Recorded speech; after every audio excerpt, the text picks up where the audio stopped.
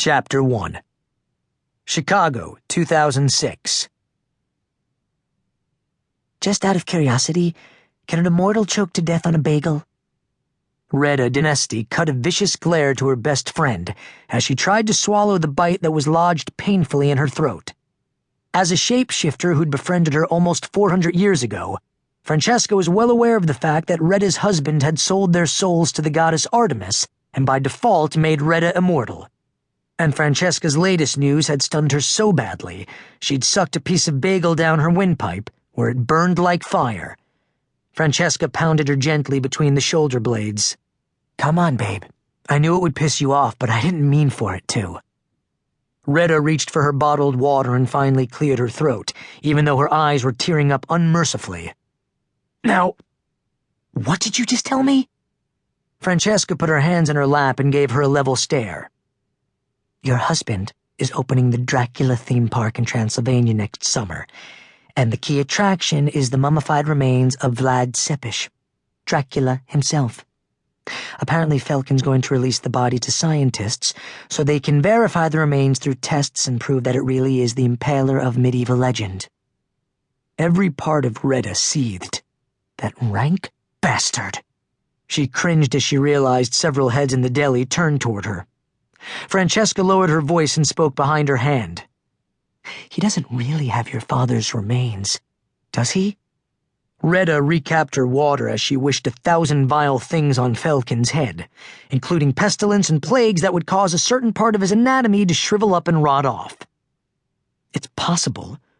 After all, Velkan killed him and was probably the one who buried him, although I doubt he has the head since he gave that to my father's enemies. She clenched her bottle even tighter. Damn him!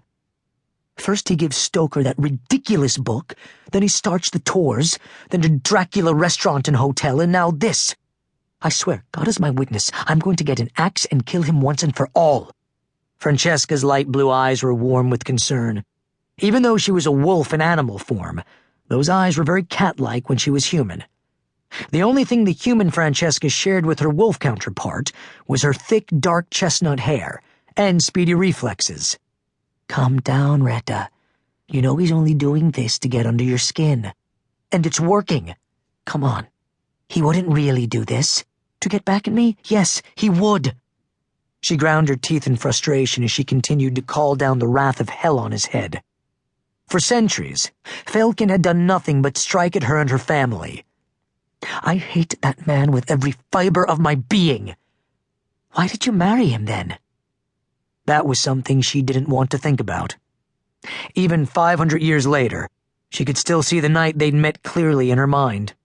She'd been on her way home from the convent for a visit with her father when her party had been attacked by Turks. They'd killed everyone but her and were well on their way to raping her when all of a sudden her assailants had been beheaded. Too scared to scream, she'd lain on the ground, covered in their blood, waiting for her own death as she looked up at the men in armor who were routing the few attackers who'd managed to run.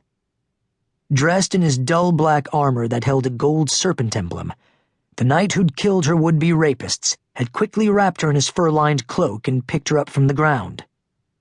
Without a word to her, Velkan had carried her on the back of his destrier to his home, where he'd made sure she was well tended and fed. She could still remember the sight of his fierceness, the raw power that had bled from every part of him. He'd worn a black bassinet helm that had been fashioned to look like a bird of prey, so that it inspired fear in his enemies. And it had definitely scared her to the core of her soul. She'd had no idea of his features until later that night when he'd come to check on her. But it wasn't his handsomeness or his strength that had captivated her. It had been his uncertainty around her. The fact that this man who'd been so intrepid and strong before the Turks had actually trembled when he reached out to touch her. It had been love at first sight. Or so she thought. Her heart aching from the memory, Retta curled her lip as she banished that memory and reminded herself that in the end, Velkan had betrayed her and murdered her father. I was young and stupid, and had no idea what I was letting myself in for. I thought he was a noble prince. I had no idea he was barely one step up from monkey. She grabbed the printed-out pages that Francesca had brought to lunch from Yahoo News. I take that back, and I deeply apologize to all the